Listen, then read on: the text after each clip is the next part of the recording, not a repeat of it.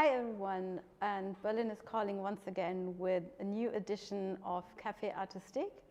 Today we have an extremely interesting session talking about startup culture in the creative industries.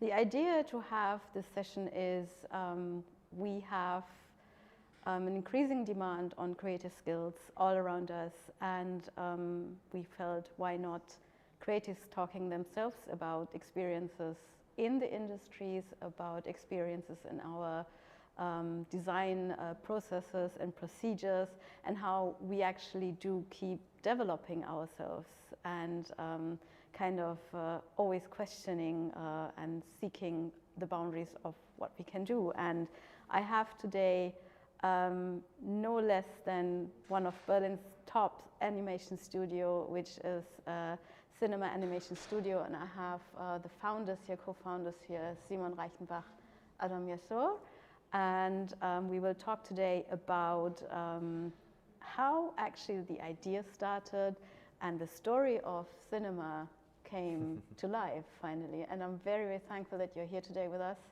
Thank you for having us.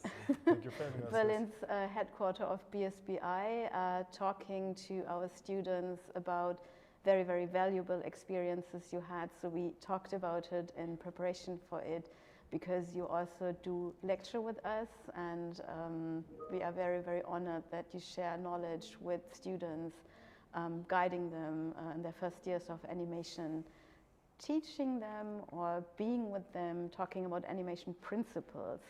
Coming to that point, principles is, I believe, for us creatives something extremely important. I think we do live principles, and we try to apply them every day as much as possible into our output. And to kind of learn more about it, we will see today a case study of how you founded Sinnema, how your journey was, and you will tell us the story of Sinnema. Together we will kind of look into the ups and downs of Yes. any entrepreneurship, and especially with a focus today on the creative industries. Looking into Sinnema, first of all, what I found interesting is the name, of course, and then I shared it with you. So what I found immediately intriguing is that I saw that there's this interesting word that is used, CSR, and CSR is something that is used as a term, but when I look at the visual output or the content that is out for Sinnema, I can see you have clients ranging from Rosa Luxemburg Trust, Greenpeace, Oxfam, and I think lots of ministries, for example, Ministry of Environment, Culture and Water, so all these set of clients gave me that feeling that it's a certain niche that you're working for, but it's a very important niche, and that you have the opportunity to even choose from that. And to do something is, of course, there's a journey behind it. And to work, of course, for Ministry of the Federal Republic of Germany, and is sometimes maybe challenging, but it's also, I believe, a huge opportunity, because you have, of course, an outreach. And so let's talk about this journey today. How important is social responsibility? How important is your creative journey within that? How important are creative egos within processes? Yes. And I would say let's start with a beautiful presentation that you guys presented, and I'm very, very happy that you're making us able to share the story of Sinnema. So you go ahead. Thank you. Yeah, so thank you for having us again, and also for us it was interesting to go through our own journey, which we don't usually find time to sit and look back through the years and how was this year and this year and this year. So we also learned a lot from this presentation and thinking about our discussion today. Okay, so we can turn on the first slide. The story starts, of course, with the both of us. I mean, let's talk we just can shortly quickly about talk ourselves before about we us get and into then cinema? it leads into the Yes. So subject. Should I start? Yeah. So for me it was right after college. So I studied visual and motion design, which had like a stronger focus on graphics design and animation. So right after that, I funded with two childhood friends of mine an agency called Sinnwerkstatt, like a media agency. One of them was like he studied film, and the other one was a programmer. So we thought, okay, like we have kind of a wide spectrum that we can offer as a service. And of course, we had these like very idealistic and ideological foundation, or like ideas, and said, okay, like we were very young and thought, okay, we want to work for companies that we think are like worth supporting, or like worth that we will spend our time on their projects, which might seem a bit like naive in a way, but I think it was a good thing. And like it's always important when you talk about marketing to have like some sort of USP. So this was like a strong USP that we had as a media agency, and therefore we're able to find our niche and like our target audience. And yeah, so there were this media agency, and there I also met Adam. At some point, I worked in the animation department as a creative director, and I was also co-owner of the agency. And yeah, he actually hired me for Sinnema. Yeah, I actually hired him. So he was your boss? Yeah, he was or- my first my Right. first Okay. boss in Sinnwerkstatt. Yeah. Yeah, in a way Great it was, journalist start although like we. Yeah. Yeah, and maybe at this point you can jump in and tell your story to this point, and Yeah. then we can continue. Like, Just shortly, I was born and raised in Israel, except a few years where my family moved to Boston in the United States.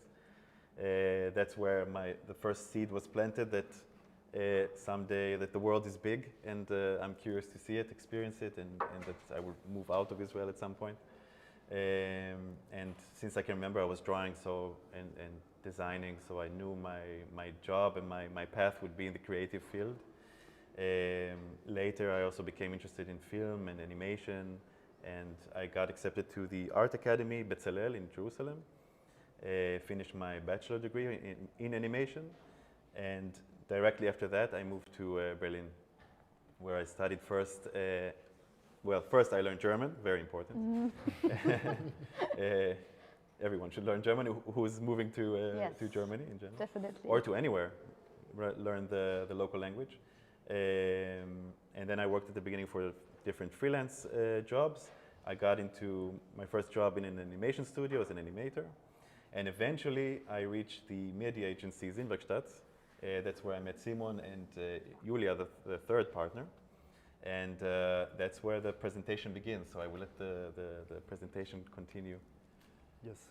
So this is where the story begins. This is where the story of Yeah, Sinnema. the story of Sinnema Yes. begins. The story of Sinnema begins in And in it begins Sinnwerkstatt. actually here in Sinnwerkstatt. What we see here is the offices of Sinnwerkstatt, part of it, and it was a very flat hierarchy, very comfortable environment, a lot of plants, but also a lot of departments, a lot of things going on. There was a film department, a web department, a strategy department, and the film department. So we were the film department, and as Simon mentioned, there were a lot of very nice ideals and goals, and they didn't want to work with a lot of freelancers. They didn't want to outsource the work. Yeah. Their goal was to do everything in-house. Yeah, to be like a full-service media agency. Full service, exactly, but also to give the workers then, like the employees, like good conditions. It was a very nice place, and maybe a bit too optimistic in some aspects where they grew too fast, too quickly. Yeah, that was a bit of the problem. So yeah, it was quite big, a lot of departments, and there was always this idea of like we will do everything in-house. So we have a department for pretty much every area that is needed, and we thought, okay, like if a big NGO like Greenpeace comes in and they have a campaign, they would need like the whole spectrum. They would need like a website for their campaign. They would need, of course, they would need a concept. They would need like print design. They would need like a promotional video, and all of the sort. So So that was the idea, to have like all of this covered with all the departments, which like kind of worked, but as Ada mentioned, it like grew too fast, too quick, and then you have like a lot of people on the payroll, and if you don't have like always the amount of projects to cover all the expenses, then it might get a bit difficult. Yeah, so at some point they realized they need to restructure. Yeah. And that was the let's say the first junction, the first crossing point for us, where we had to make a decision. Should I, and each one personally, should I now leave Sinnwerkstatt and find another animation studio, maybe go into gaming, maybe continue my path as being employed or freelance? Or should I form my own company now? Should I start my own studio? We were also at a position where we won't start from zero, because we had an amazing partner like Sinnwerkstatt, who was really supporting us at this transition period at the beginning, and where we could get equipment, because they would stop producing animation, so we would continue working with the partners. Yeah, so the idea was also as a co-founder, I had a talk with like the other two guys, and we said, okay, like we have to restructure the company, and so I kind of offered, if we go like if we take Sinnema, which already called Sinnema in the agency, like we had like always this word plays with the names. It was Sinnema for. Maybe we should explain what Sinn means to the non-German speaking. Yeah, exactly. Like Sinn is like a sense, a meaning. A meaning, yeah. But it's one of those words which has a deeper meaning in German. Yes. Sinn, it's kind of, when you translate Zeitgeist, it is known as, a German word for, the temporary kind of sense. But Sinn is a very philosophical. Yes, it's also purpose, yes. and for things to make sense. Yes. So Sinnwerkstatt means like a workshop of sense. So we kind of took this and applied it to all the. And so each department was named this way. So like web would be Sinternet. Sinnema was Sinnema. Yeah, and then the graphics department was Sinnbild. And then Sinfonie for the sound department, and so on. You get the idea. So we had the talk, and said, okay, I basically offered, we can go out. I'm gonna ask my colleagues from the department if we want to do this, and that's what we did. Like we had a couple of drinks. Basically, that's where you Adam, make the best Julia, decisions. and that's where we always make the best decisions. So hanging out over, could be drinks, could be milk, could be lemonade, but to have the time to contemplate about something, reflect. Yeah, so basically we sit together. And I was also thinking, do we want to do this? Am I going to enter now continue this cycle of working in this studio 2 years, then moving to another studio, so every 2-3 years switching jobs, kind of, or am I looking for something more sustainable for myself, and more fulfilling also, and maybe something that has more Sinn, exactly, and maybe also has a higher glass ceiling, so to say. And so we had the name, we had the equipment, we were a team that is already a working machine, so we already knew each other, we've been already working together for 2 years, so we had this experience, which is very crucial to start a business with, and so we were not starting from zero. So that was an opportunity, like a case, a point in your life where you have an opportunity and you think, okay, maybe I won't have this opportunity ever again, and I'm not starting from zero, so let's go for it. Yeah, and we also had agreements with the agency that we will still get, when they get approached for an animation project, they will basically send it to us and then get a commission out of that.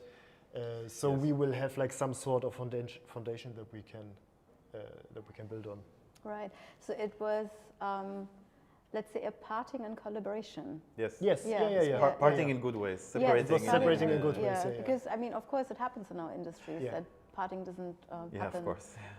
In good senses. That's true. But so I believe this gave you a good framework, and that momentum of okay, so the three of us, we have a good workflow. We have, so we know our, ups and downs here. So we know who's strong and what, and who's weak and what. And so that means, workflows. And that momentum, I think you took really serious. And from that momentum, I think Sinnema was born. Yes. And exactly. and now we can hear more about it, and you have structured it in a very interesting way. 3 years of...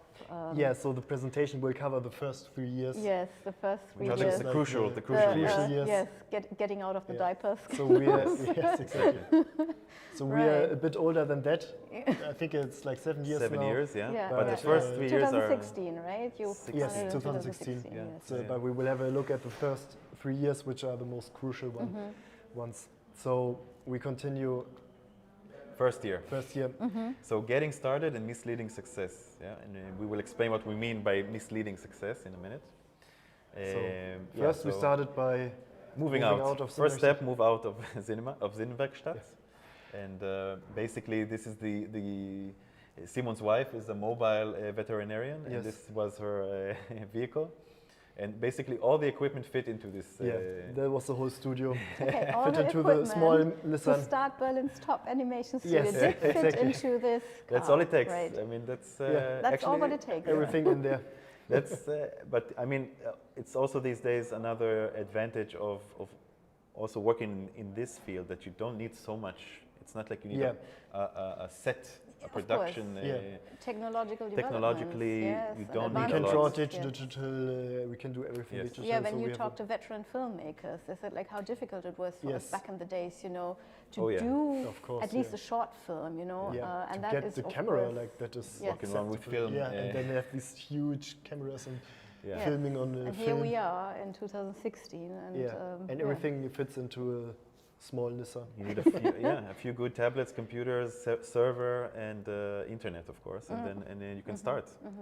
And so this we was moved to our first office. I can't call it office. It was the veterinarian pharmacy room of Simon's wife. My wife, yes. And it was basically working and having medical equipment and drugs for animals all around in the drawers. In the back room there were like were full of drugs for animals, and we had a fridge where occasionally there were dead animals. And there was a dead cat at some point in the fridge, so every day you would come and open the fridge and see, know what to expect. Is it still there? Is there a new animal? Today, what do we have? If you get your milk from What's the on fridge, menu? and there might be a dead cat next to it. I prefer not to put my milk in the fridge. But it was very practical for the transition period because we didn't have to pay rent. Yes. There was not no expenses basically. So it was a great point to start. We had our equipment and we still had some projects from Sinnwerkstatt. So we could get something that's going. There was not enough to finance ourselves, but we will also talk about this as we continue. But in general, when you begin, you need to take it into consideration. The first half year is somewhere where you would need to maybe be able to not finance yourself and be prepared for that. Yes. And it was definitely a survival mode. It was survival mode. And also in this period of time, we like the design you see in the background. We developed a concept for a series based on our situation, basically. An animation studio. Funny to have an animation studio in a veterinarian practice. What happens situation was very immediately, absurd. the reflection of the status quo goes into the visual, of course, yes.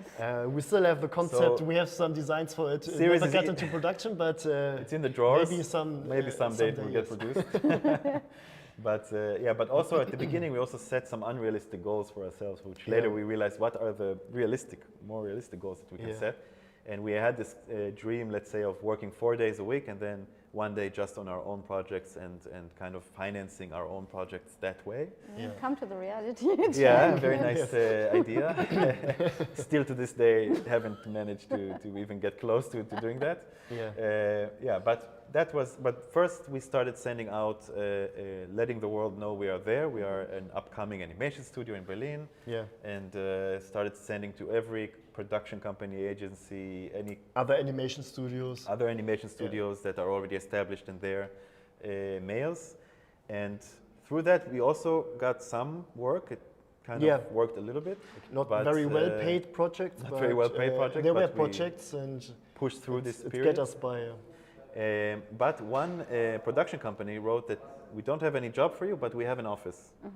So come and look, and maybe you can rent a place here. And of course, we didn't want to stay in that forever in the veterinarian pharmacy. Abandoned the cats. So we Yes. abandoned the dead Okay. cats and moved into our next office, which was it's some kind of former DDR spy office, like Yeah. these like a classic ugly old Eastern block German buildings. block building. Plattenbau. Yeah, Plattenbau in Yes. German. And from first impression from the outside, we were like, oh my God, no way, we're not. what is this? We're not moving here. But once we moved inside, we realized there's a whole floor full of creatives, full of freelancers, illustrators.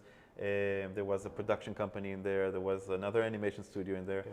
There was And, an audio company. Audio company, and you could There produce were everything in there. illustrators, animators. So it was so practical, and of course it was very cheap. Also, back then it was cheaper than It was it would very be today. cheap. Also. I'm sure Um, today it's gentrified. Most probably. Yeah, I mean we can Yeah. say eventually they threw the whole floor Yeah. out of the building Not the whole floor, the whole building. the like whole building. everyone who was in. because they're going to renovate it. they were- I mean it's in Friedrichshain, so it's Yeah. still like a very nice area, and Yeah. real Yeah. estate is It's expensive. becoming like, expensive in Berlin, or already. Yeah. And but it was a very good period there because it was very, very practical, and we could already start networking with the other creatives that were there, so that was very, Yeah. very important. And we had like 3 rooms. We had a conference room that was shared by the whole floor. Yes. So they were like it was very practical, as Yeah, you and- said. It wasn't very nice. Like it's But not there was like a community building up there. the It was- fancy hipster office, but it was very practical. Yes. I think we can move to the next slide. Yes. Huh? So this is where the misleading success comes in, and in the first year we pretty quickly got 2 big projects. One was for the Natural History Museum in Bern, in Switzerland, and the other one was for the Federal Office of Environment. Yeah. And both were like a broad scope, big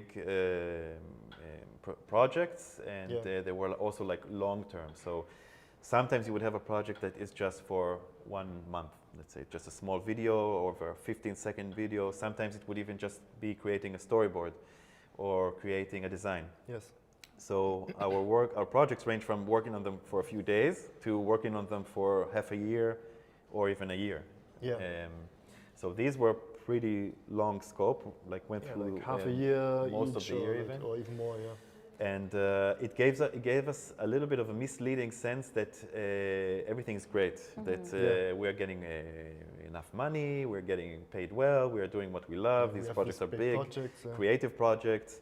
There was a huge exhibition then in Bern, and we all flew to Switzerland, and we saw this huge exhibition with our animation on a huge wall of. It stayed there also for 5 years. It was a long-term exhibition, and and so we thought this is how it's going to be. It's great. we Nothing we to have worry done about. it. Yeah, not that difficult. Yes, but then came the second year, And then. Yeah. So let's move on to the second year. and this is where the reality check came in. So big projects were done. In the meanwhile, we didn't take care of any of our social media presence, our website, all the things that you should do as a studio actually to maintain maintenance. Contacting new clients. We were in looking a out tunnel for new vision, clients. working on these huge projects, which anyway took all of our time and energy, and all the and attention. just tunnel vision on these projects. And then when we woke up from these projects, we found that, okay, there's nothing to do now, and not a lot of projects coming in. And it was also a time of doing a lot of pitches. Yeah, So but we were what we got was a lot of pitches, and that's a thing in the creative industry which is very common. And there are one pitches and then there are other pitches. So there are paid pitches and then there are unpaid pitches. And what sadly is very common that you mostly get asked to do unpaid pitches. So what a pitch is like the client wants to see a concept of what the client will get, like for I don't know, want to sell something, has a campaign or whatever, and then the client asks a production company, an agency or a studio to propose a concept, and then maybe a design, and maybe already like animation. And of course, this is all work that should be paid usually. Like this is the value that we provide, and so they kind of asking it to be delivered up front, and then they decide if they want to work with you or not, if they like it or if they don't like it. And usually they ask like at least 3 companies to participate in the pitch, and so the chances are not the best to get it, and then it's also like a kind of a race, like who is willing to invest the most. Who is willing to work more for in that for case, free. for free? Yes, Yeah. yes. Yeah, so... And then it can be like, maybe like the animation is great and everything's great, but they just don't like the concept or they don't like the design, and then you're like, it's very fixed already. And then they reject. What you see here in this slide is, I call it the rejection wall. There's the next slide is also the rejection wall. Yeah. And it's all I mean, what you see here is just the designs, but these were storyboards, designs, also some animated shots. The one on the bottom left, we animated like a short. Also the one on the top. On the many of them were animated. So I think you can also move to the next slide. It's also maybe we can also talk about like some of these are like very like how you say, like a lot of hope went into these projects, and you like expectations of like you're getting like it's some of them are like very big projects, and they are kind of hanging the carrot on front of you and saying, okay, if you get this, then like you get the big pot of gold, and everything will be great. And we were in a vulnerable place at that moment, so we didn't have other projects to lean on and to say, okay, if we don't get this, we have this. We don't have, not everything is dependent on this pitch. We weren't in that place, so we did put all our effort into that, and then you get attached to it, and you start believing it will happen, and then you get rejected. Yeah, that's really hard. Like you put a lot of yourself into this, into the designs, into everything, and also like the existential threat in a way, like of okay, if I don't get this, then like where are we after this? Like. I think it's a How are we going to situation finance of everything?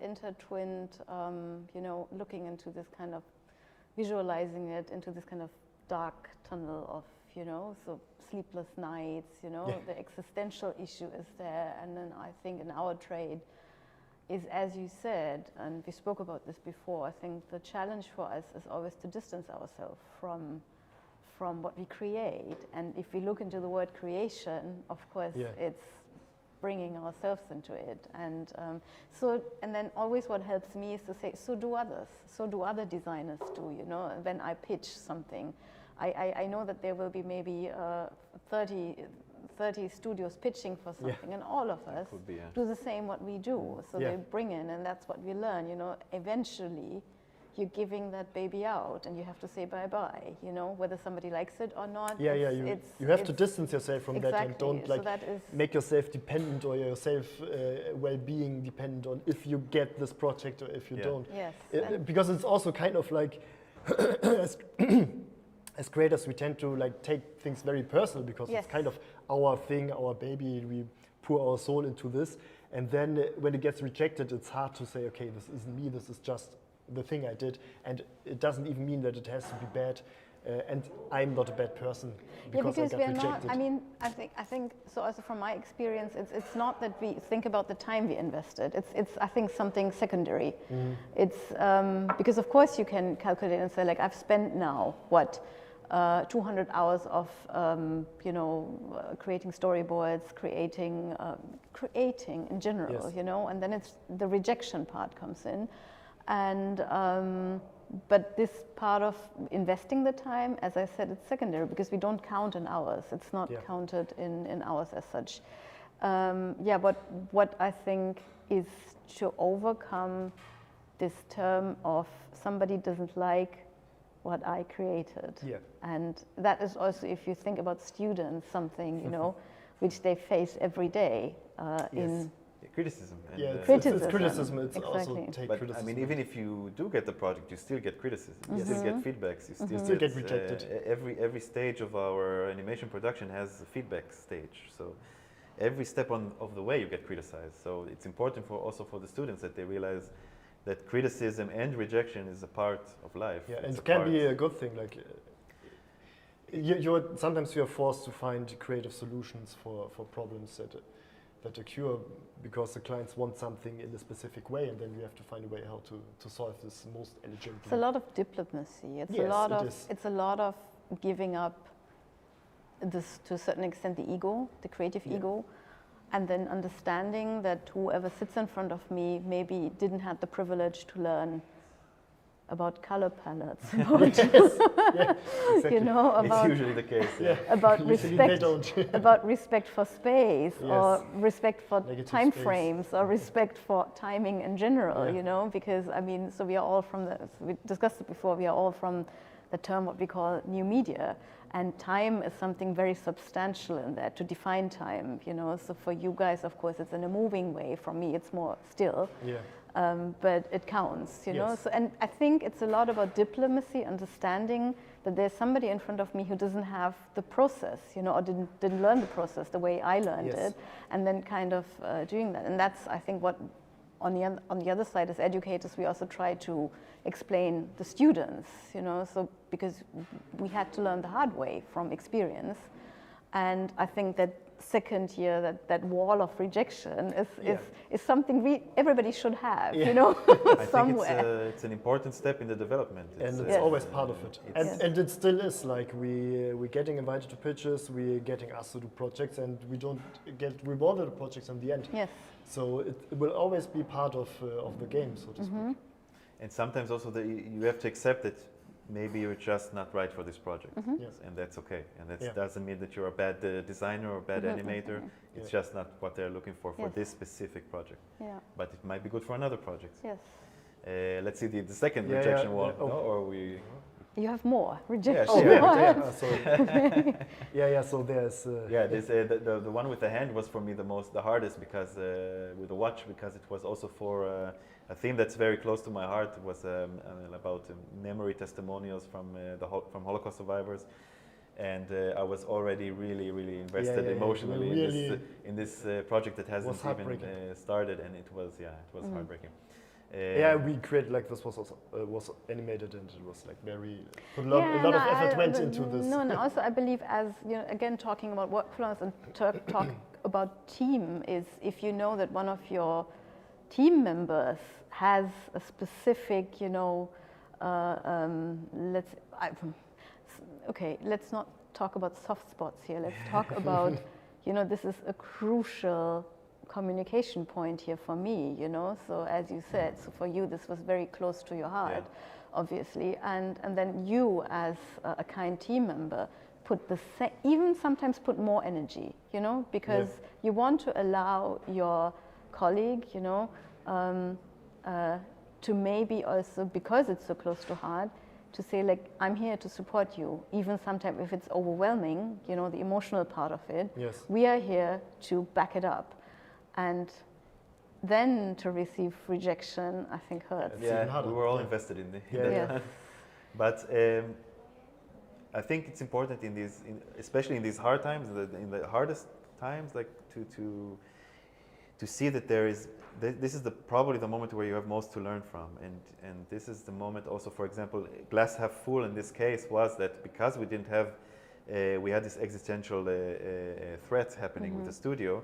We also had a lot of time because we were not busy working on projects now because nothing was happening, and this is crucial time that we could invest now in, first of all, deciding, like, what is not working, how should we proceed, and what do we need to change in what we're doing until now is not working. We have to change something. So this difficult period in getting the rejections and not getting enough projects is also a point where you have to criticize yourself and say, okay, what do I need to change now in how we are running the studio? So we moved to the third year, which was about stabilizing the ship.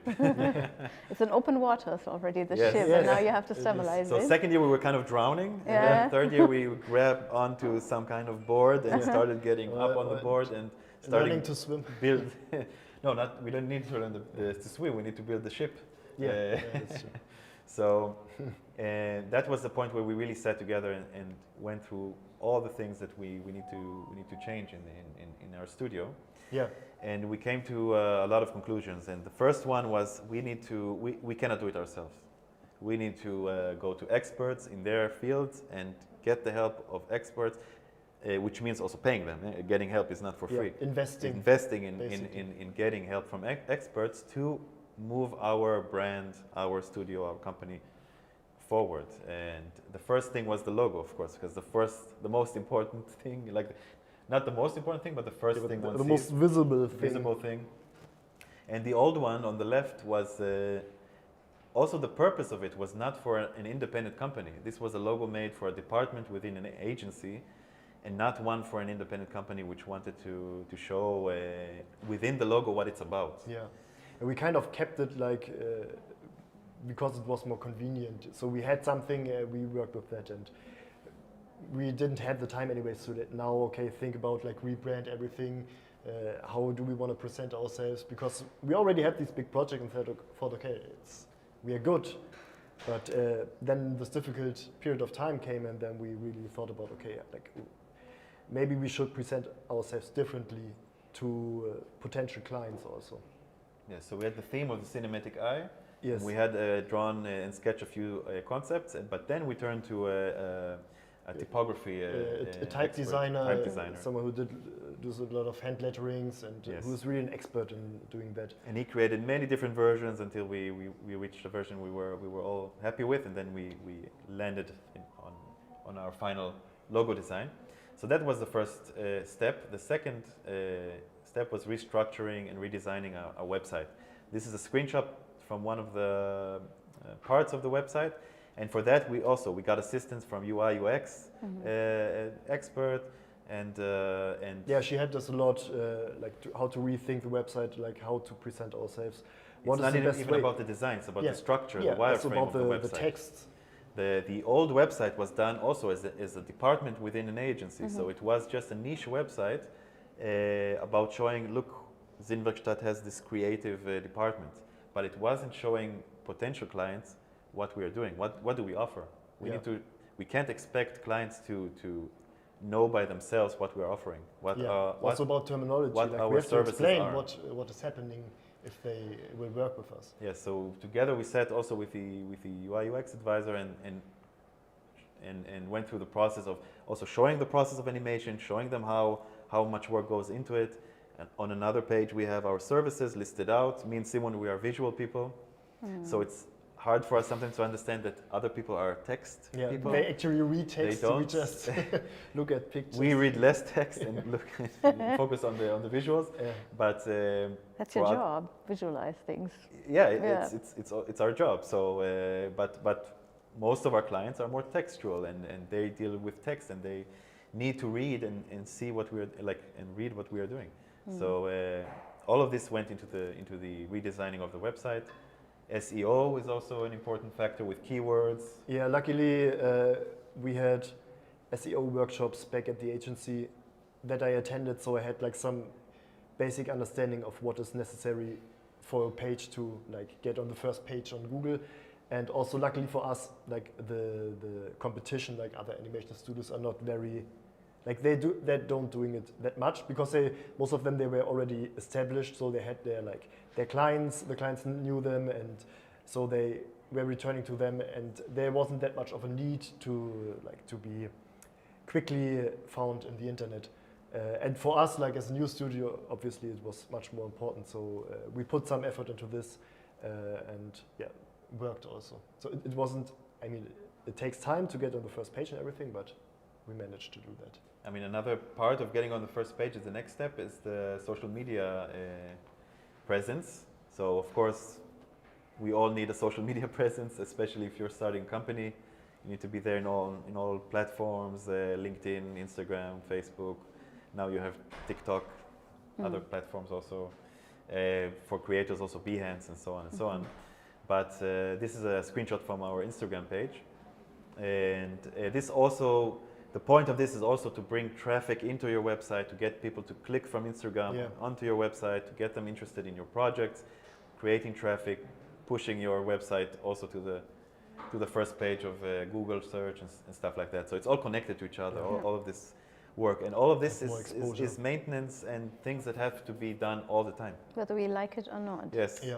And this was also a thing that like back when we had these big projects, like we weren't as good as like in delegating. So we did everything ourselves.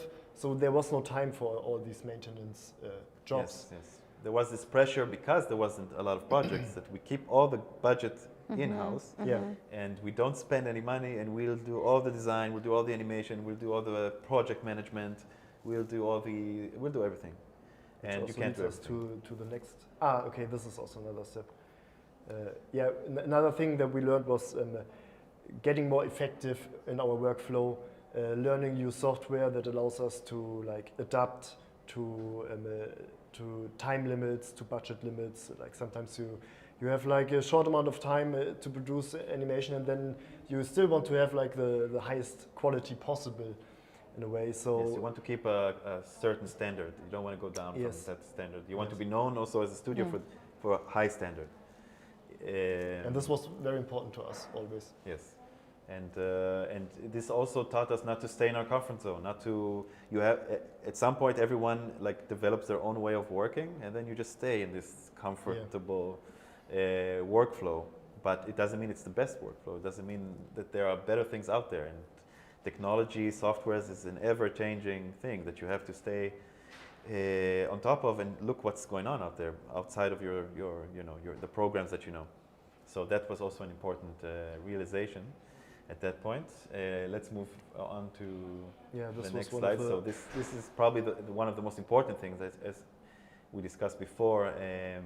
So me and Simon, we are passionate animators, and animation is our main passion, right? And I had the feeling I had to be a perfect designer and then a perfect animator, and I had to do all of this, in a fast and meet the deadlines and all of this pressure.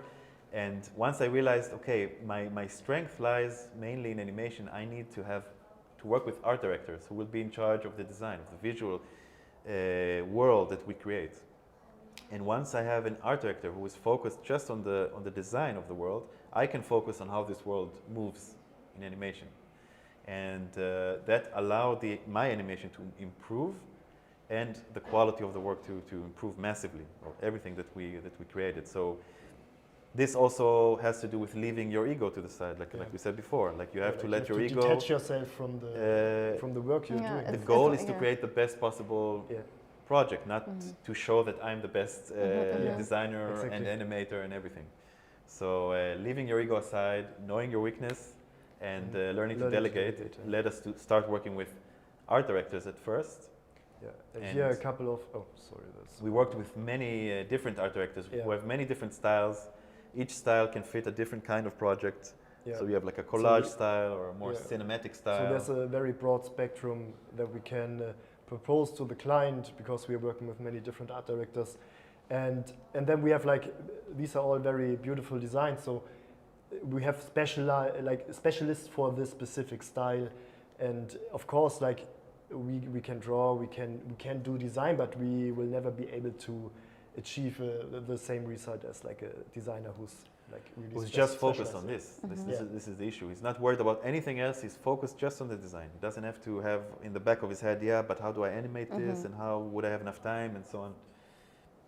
And this is an example of a more character-based commercial that we did for the Berliner water supply. Board of Water Supplies Berlin, yes. And this would be a more classic explainer style, with vector more abstract style, characters.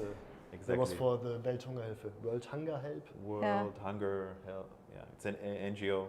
Yeah. So, moving on, the next point was building sustainable relationships with the clients. So, of course, at the beginning you don't have many clients, but so what we discussed until this point is how to gain more clients, how to gain more traffic, how to gain more attention.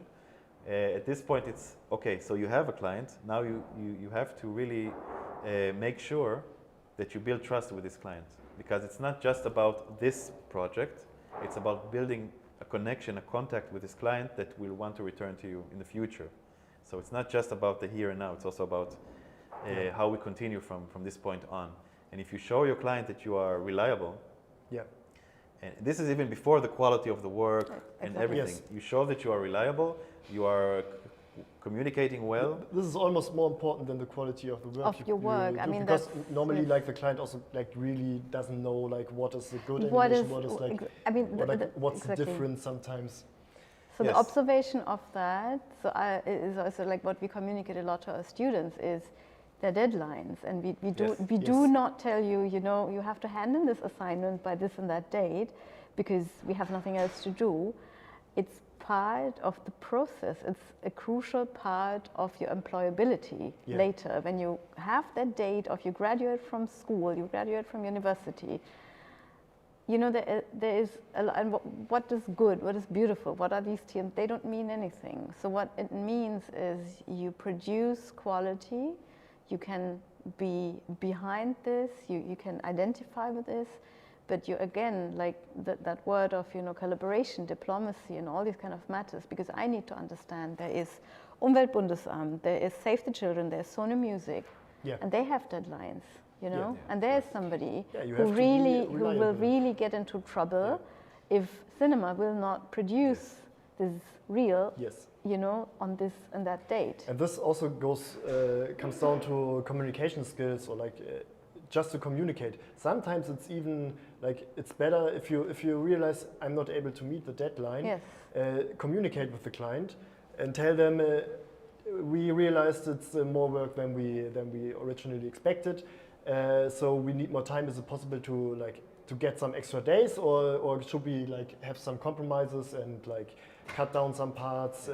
And they are usually willing to talk with you and to talk about this. And it's not a bad thing. It's a good thing. It's better than like busting your ass off and then don't deliver on time. Promising what you can't deliver. Promising what you can't deliver is the worst. Yeah, but also you have to communicate this early enough, let's say. It won't help if you communicate this the day before the deadline. Then that would be too late. So this is also something to learn to estimate. To learn to estimate and understand what can I get done in this amount of time. And then we can say early enough to a client, listen, we won't be able to make this deadline. Or then you talk to them and say, okay, this will be what you get in this amount of time. If we get more time, then you will get this and this. And then they can estimate this and say, okay, we might be able to make more days, or we just go with what we will get. But this will this makes you reliable for the clients. They know that they will get. Yeah, but it's the same also for studios like us. But it's the same also for freelancers that we work with. For example, there is for example, a freelancer who is an amazing animator, but not reliable. And then there's another freelancer who is a good animator. Maybe that one, in my opinion, is better, but he's reliable and responsive, and I know that I can rely on him. I know that he will tell me he will send it on this date, and it will happen. And so I prefer to work with him. And that's where your choice goes, and that's what we explain. You know, so if you have a set of 12 freelancers around you, and you know, okay, I have this and that client, and once again, so it's a chain of, you know, it's not the two of you anymore, the three of you anymore. So there is. You know, entrepreneurship means dependency, you know, dependency on economical dependency. There's a whole chain of responsibility. Because so he promises us a certain date, we promise this to the client or the agency. To the producer even, and the producer promises to the agency, and the agency promises so it to the client. So there's so many people. It's a whole chain that gets destroyed once it doesn't flow. Which also then goes back to this idea of workflows, you know, within our industry, you know. So I mean, so in my trade also, I depend a lot on suppliers. I depend a lot on, you know, frames being done on time, you know, and opening times of galleries, because we need to work on, you know, it depends. And it's always nice if they say, okay, it's open after 6 o'clock, because we know, you know, the last minute rush. And whatever time management we have, so we know, you know, it's still a craft that we do in a way, you know, with certain components that we cannot influence. We talk about materials, we talk about technology, we talk about a lot of things, as I said, which we cannot influence. And to kind of juggle this is not something that always, you know, leaves us with the satisfaction of, yes, perfection at its best. You live with compromises. Yes. Always. All the time. Always. Yes. But that's also why you, on the long run, you will work with people you trust. Yes. So that's definitely. Yeah. And the same would be for the client. So it's not just about acquiring the clients. Once you have them, you have to build this trust. Exactly. And once you do that, that is probably the best networking you can do, because they will also talk with other clients and say, I have this animation studio. You can trust them. They deliver on time, and so on. So this is the best marketing you can do for yourself. That's what we talked yesterday to students in a career session, where we explained, this is how processes work in terms of creative hiring. So it's completely different to so we'll not get hired because we have a nice LinkedIn profile. Most of us don't even have. It was explained. It's very informal, and it's not for somebody who's outside. It's difficult to understand how it works, But so we are trying to at least with students who we have around us as educators, to guide them and to mean so this is what we can give, being educators who are not away from the industry since 30 years, So we are in the industry, yes. And we have the possibilities to do that. And so that's why we kind of can only share what we have experienced. What you make out of it is, of course, with you, but this informal kind of sometimes non-transparent procedures, so they're there. And I don't think we can change them tomorrow, but they also do help us. I mean, sometimes I feel they do help me, to work on time, to deliver, and as you said, the compromise, and to forgive myself, maybe, it's maybe not to what I imagined in the beginning, but I'm working in a collaboration. Yeah, this was also a thing for us. We started working with organizational tools, so we can create task lists and organize. Also, when we are working with freelancers or bigger teams, then you need something like this. You should be able to create tasks and assign this to people, and then okay, this will be done till then. This will be done till then, and so apps like Notion, if you know it, Slack, everybody knows. Yeah, of course. Yeah. But these are tools that we didn't use in the first 2 years, and also allowed us to start working in bigger teams. But I think also there's, just to go back to that point, there's a lot of talented people out there. There's a lot of excellent, designers and animators. But this is really where you can kind of get ahead of everyone else if you are also able to deliver on time and are reliable. This I just want to emphasize that point. That's important. And it is actually something that you can do, And actually, this is at least in this industry, this is more important to the client than getting a great design. No, it's getting a great design is always. It has to work, but it always has to be a part of it. But it has to be both. Has to convince. It has to be both. Yeah. Yes, it has to be. No, I mean, it was, and we see. I mean, your journey started from this idea, that momentum, as I said. Let's be brave enough. Let's do that step, and now we see this amazing. List of clients, and I don't mean amazing in terms, I don't mean it at all in a financial way. I just mean to see there are many companies listed here who we understand, Viva Con Agua from Hamburg, of course, where we feel yes, so we can identify with ideas, we can identify with a vision behind what is done, and we can also identify, even when I mentioned it, the Federal Ministry for the Environment, Nature Conservation, Nuclear Safety. I mean, that's what I meant. I mean, so that's what I meant with how much can you contribute to influence, to get a message out. And as you said, so there's still this thing. A picture says more than, or a visual says more than 1,000 words. Yeah. It is there for us, for all of us, so we know it.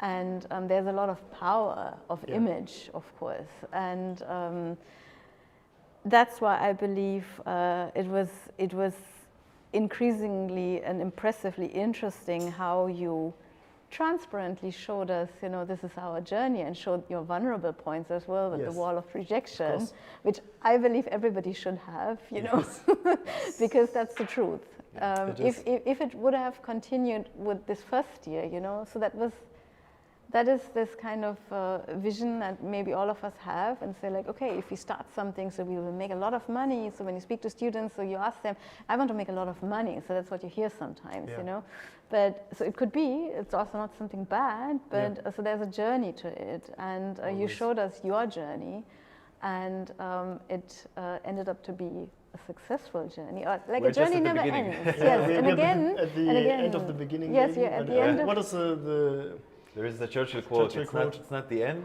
It's not even the beginning of the end, but it is perhaps the end of the beginning. Yes, that's where we are. So that's how we can call it. And I believe you have also prepared a reel. Just we have two. Couple of yes. We can quickly go through this. Like this was another important thing for us, working cheap versus standing up for your daily rate. Yeah. We always had this discussion of like, because we wanted to have like the highest quality possible always. So there's kind of a disconnect between cheap and quality. So it is important to stand up for your daily rate, or like to also value your own work. And maybe reject projects, like they say, okay, I'm not able to do it for this budget, and that's okay. Like in the beginning, that's okay. Everyone who wants to work with us, it's okay.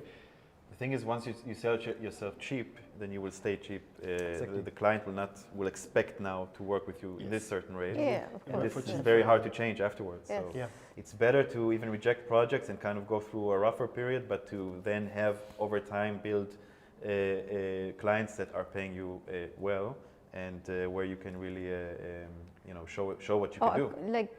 Show appreciation in a certain show sense for in a monetary. And it's also kind of you putting a price tag on your creative work, which is always difficult, but it's up to you. It's always difficult. Yes, that's an important point. So it will, of course, students ask like, how do you price yourself, and how do you find it? It's something that will continuously be difficult, because prices, So of course you start not with the highest price, and as you said.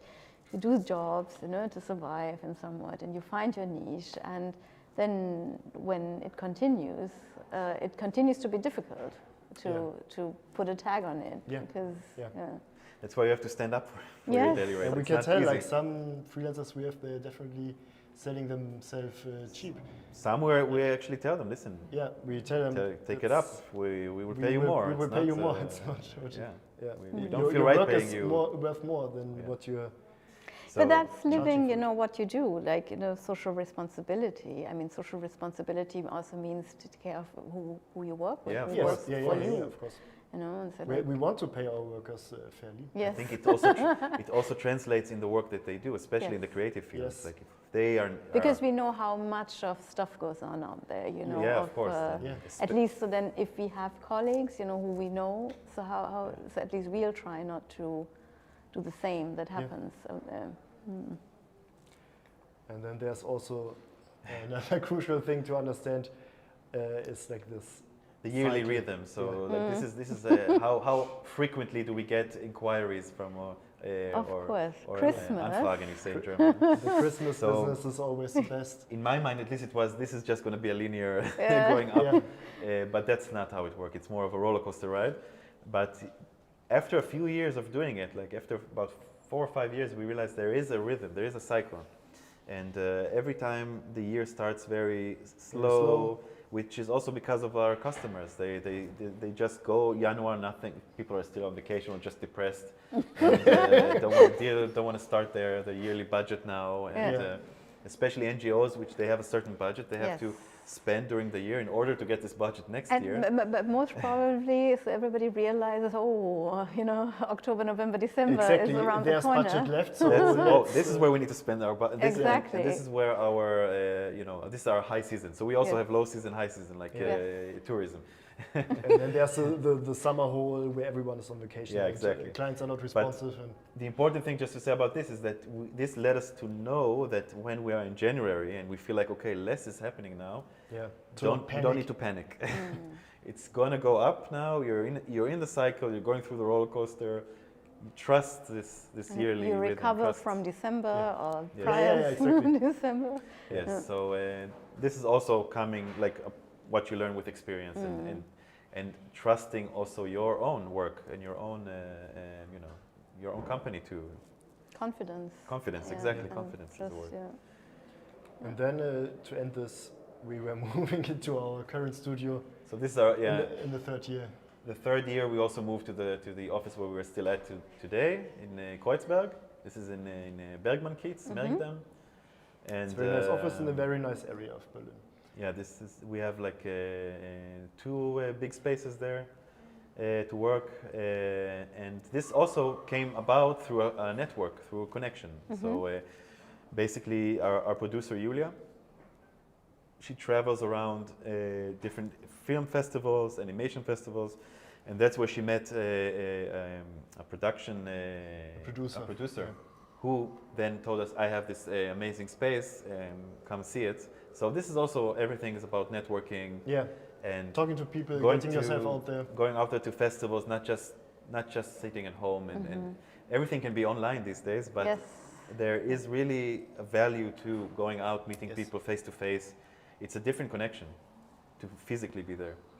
And that was an example of like, even if she went to a festival where we didn't screen one of our works, it was just going there as a visitor, it still made sense. She met new people, and therefore we found this new Therefore, from your humble beginnings with the frozen dead cat or something, you the frozen cat, exactly, at the beginning. There are no frozen cats in the fridge. No, not as far as I know. To a beautiful wooden floor. Yes, it is. It's a very nice office. And now we can show the showreel. Yeah, now we can. So now we show actually the. Yeah, but how did you have it at the beginning of the end of the end of the beginning?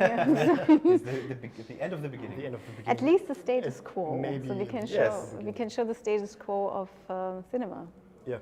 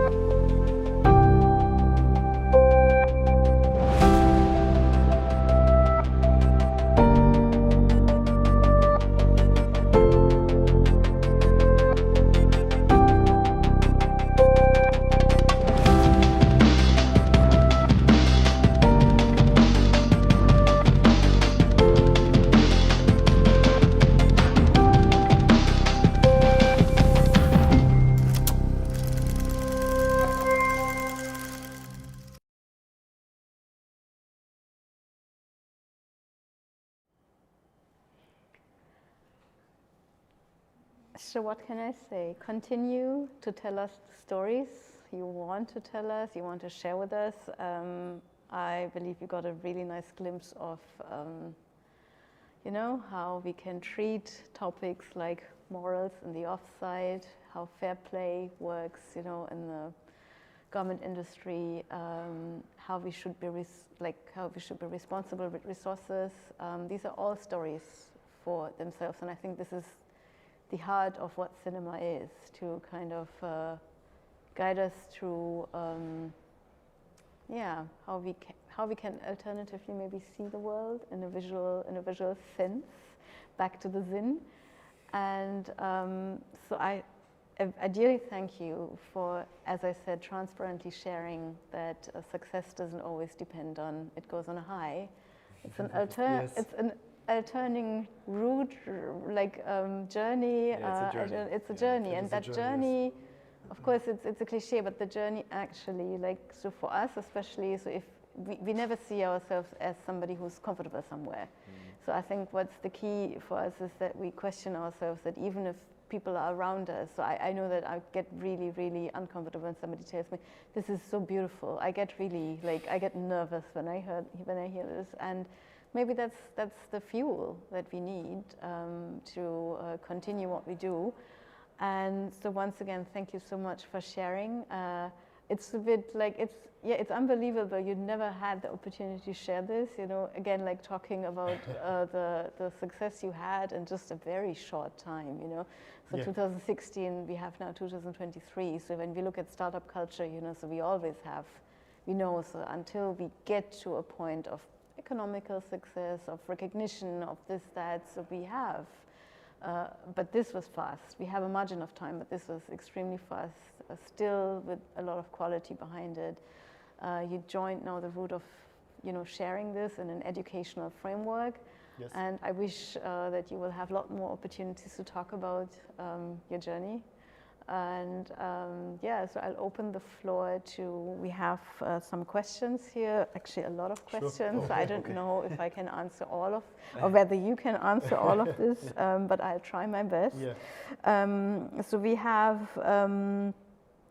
a question from our audience is, how can startups in the creative industry leverage digital platforms and social media to gain visibility and attract clients? You touched it a bit, but yeah. It's a good question. I mean, it's for us it was, we just, we kind of realized that people, I think we don't have like a definite answer for this, but for us we realized people were interested in seeing behind the scenes material for the animations. And this somehow clicked with the algorithm, which isn't always friendly to us or like to creators. We are kind of always dependent on like what post gets promoted. But so we kind of went with this, and we also got like inquiries through social media. Yeah, I mean it was also an efficient way because we do these behind the rough animation, for example, which nobody sees in the end. Yeah. But we still have these files full of rough animation. So instead of nobody ever seeing them ever, we can post them on Instagram and have a nice, process videos. Mm-hmm. And I would say also very important, just you have to stay consistent. Yeah, you have to stay consistent. It's not going to happen. You post two posts and then here I'm. And it's also very difficult for us because we have so much to do and to find the time to post something. But you must be consistent, otherwise the algorithm hates you. Yeah. And it's also like we're doing a lot of these case studies on our website, so we often just take like the behind the scenes material from that and then put it onto social media. Yeah, I mean we actually could see that when we did maintenance job on our website and put more text and more pictures and visuals, there was like a real surge in the clicks that we got. We went through the graphs and always when we do something on the website, this is Google attracting likes attention. To see that if you're updating your website. Exactly. That's why blogs work very well. We also have a blog on our website that we occasionally post stuff on. It's not like very well maintained, but it's a good thing for SEO. So in a nutshell, keywords, stay consistent, post. Right. Okay. So that helps. Yes, of course. And I have another question. What are the emerging trends and opportunities in the startup culture of the creative industry, specifically related to illustration? That's a good question. Yeah. I would say, trends. I mean, there was for a long time this like very vectory, very simple shapes, kind of a trend, and something that we faced a lot is like explainer videos. Whiteboards. It used to be.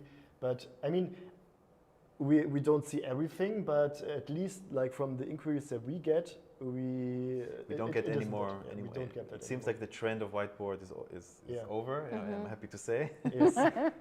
And that there is value to quality work and you can see that there's much more reaction to a video that is more emotional, and that there was thought put into the design. It's in the end, it's storytelling. Exactly. So, and it has to work. And there are also like because there are a lot of these explainer companies that like really focus on doing like I don't want to say cheap, but like not that they don't it's not that much effort going into these videos, and they have like this really okay, you can choose, I want to have like colored animations, I want to have like a whiteboard, I want to have this and this, and there are already price tags on all of these, and this is something we don't do, and like luckily we didn't start doing, because like there were a temptation where okay, there's a high demand on doing explainer videos, maybe we should also start selling ourselves like this, but this is kind of like selling yourself cheap, or like it's a different way.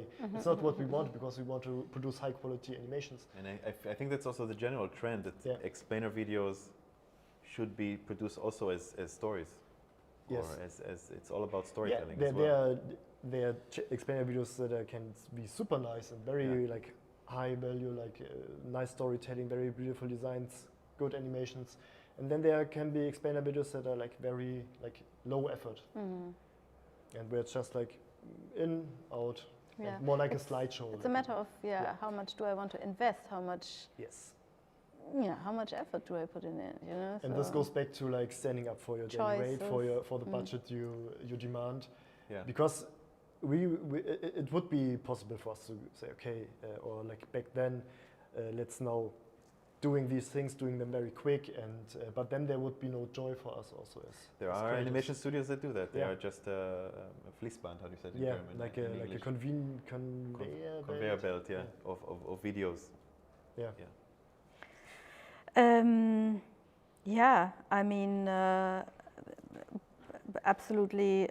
So what your answer also shows is kind of go back to this idea of compromises. You know, there's not always, you know, we have to go in the sense also with trends, and it goes back to this idea of, you know, do we use metaverse, do we use social media, do we have the choice? Not really anymore. So that's we have to come to that conclusion. We don't really have the choice of these kind of things, because they're too influential, and it comes to that boiling down. So it comes to the things. So they help us.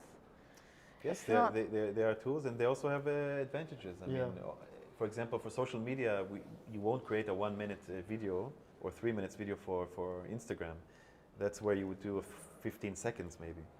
But then it gives us an opportunity to take these 15 seconds and make them as good as possible.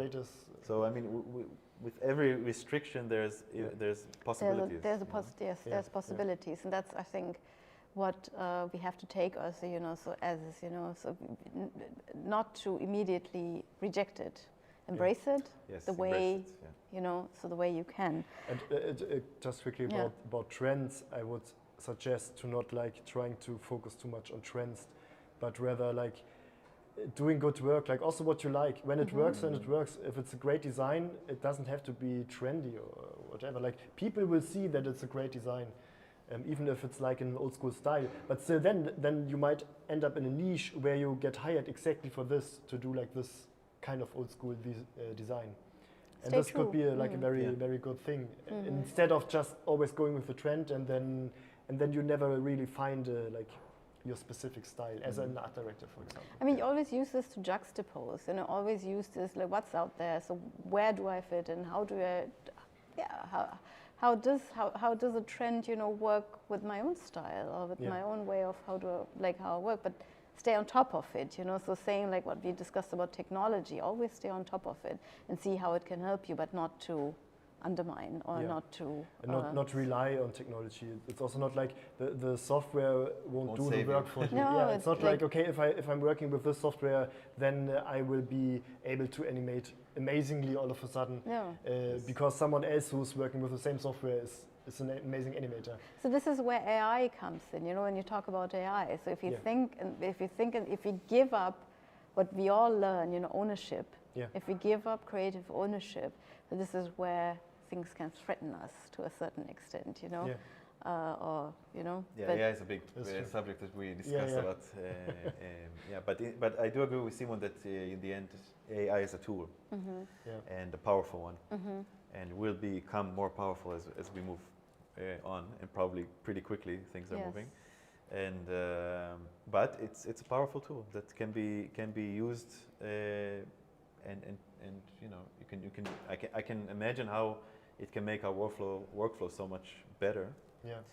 So again, it has opportunities in Opportunities, these. and yeah, no, somewhat. I would kind of pass on the last question to you guys. I mean, there's more questions, but Sure. I think we have limited time. So first of all, thank you for sharing your story. And the question is, what is the advice you can give to fresh graduates not to set unrealistic goals? Ooh, that's good. Yeah, that's a good point actually, Yeah. because I think my point would be your first job is not going to be your last job. So don't go out there expecting now I will land my dream job. I finished my bachelor degree or my master, and now I'm out there and my first job is going to be my dream come true. So not to be too cynical about it, but I'm just saying that it doesn't mean that if you don't land your dream job, you should reject it, or you should think that you're not good enough. Or I would say the most important thing is to get into an industry that you're interested in. So you get a job, start. Get yourself out there. Get yourself out there. Something will come out of it. You never know where it will find lead. like possibilities come up, and also to like learn to know yourself better. Like maybe you find yourself doing something else, or you find that this is exactly what you want to do. This could be the path to your dream job. Maybe you don't know yet what your dream job is. Yes, maybe this will help you realize what is your path, what is your dream. And it's certainly better than staying at home and feeling frustrated that you're not getting, that you don't know what to do with your life and contemplating. It's important to contemplate, but it's also important to act, to go out there, to be active, not, you know. And so that would be my biggest advice, I would say, for people who are going out there. Just get started. Get started. Startup Don't. It's I mean, it's easier said than done, but it's important. Yeah. No, I think this is. Don't be too afraid.